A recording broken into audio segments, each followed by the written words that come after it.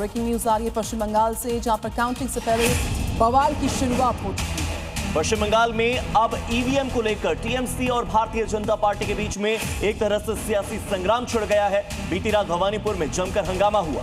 मुख्यमंत्री और भवानीपुर सीट से टीएमसी की उम्मीदवार ममता बनर्जी के स्ट्रांग रूम में पहुंचने पर टीएमसी और बीजेपी कार्यकर्ता आपस में नोक-झोंक करते नजर आए। टीएमसी ने नेताजी इंडोर स्टेडियम स्थित स्ट्रांग रूम में रखे हुए बैलेट बॉक्स के साथ छेड़छाड़ के आरोप लगाए। तो एक तरफ ममता बनर्जी स्ट्रांग रूम में पहुंच गई, जिसको लेकर उनके आरोपों को लेकर चुनाव आयोग की ओर से सफाई भी आई है, और दूसरी तरफ ईवीएम को लेकर हंगामा करते हुए टीएमसी के कार्यकर्ता कैमरे में रिकॉर्ड हुए।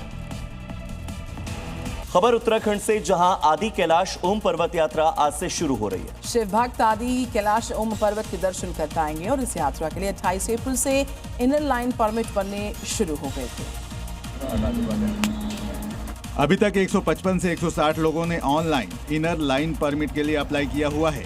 हालांकि अभी तक जिला प्रशासन की ओर से सिर्फ 80 से 90 लोगों को ही इनर लाइन परमिट जारी किया गया है। बता दें कि यात्रा में शामिल होने के लिए श्रद्धालुओं को ऑनलाइन या धारचूला एसडीएम कार्यालय से इनर लाइन परमिट लेना अनिवार्य होगा। यदि कैलाश यात्रा पर आने वाले श्रद्धालु ओम पर्वत के दर्शन भी करते हैं, जिसकी ऊंचाई समुद्र तल से करीब 6191 मीटर है। उत्तरी भारत के सुप्रसिद्ध धार्मिक स्थल माता श्री चिंतपूर्णी मंदिर में छिन्नमस्तिका जयंती धूमधाम के साथ मनाई गई और इस दौरान प्रसिद्ध मंदिर में भक्तों की भारी तादाद में भीड़ देखने को मिली। देखिए, माता की जयंती के मौके पर श्रद्धालुओं ने भी बड़ी संख्या में पहुंचकर पावन पिंडी के दर्शन किए। हर साल की तरह इस साल भी पुजारियों ने 24 घंटे का महायज्ञ आयोजन किया। इस दौरान दुर्गा सप्तशती का पाठ हुआ और हवन यज्ञ कर विश्व शांति की कामना की। छिन्नमस्तिका जयंती के पावन पर्व पर मंदिर को फूल माला और आकर्षक लाइटों से सजाया गया था, जिससे माता का दरबार भव्य, दिव्य और मनमोहक लग रहा था।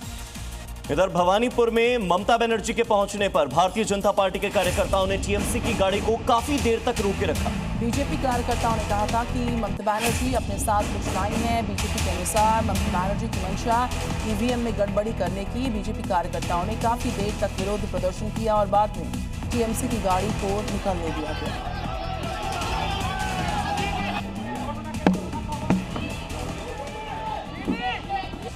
तो भारतीय जनता पार्टी का आरोप था कि ममता बनर्जी अपने साथ कुछ लाई हैं और टीएमसी की मंशा गड़बड़ी करने की है, ईवीएम के साथ छेड़छाड़ करने की है।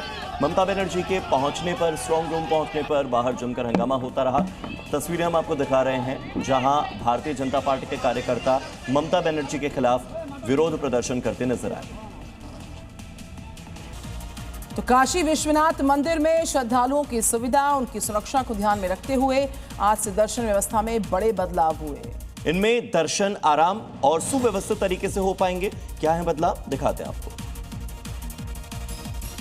मंदिर प्रबंधन ने ऐप आधारित नई प्रणाली शुरू करने का फैसला लिया है, जिससे देश विदेश से आने वाले भक्तों को और भी ज्यादा सुविधा से दर्शन करने का अनुभव मिलेगा।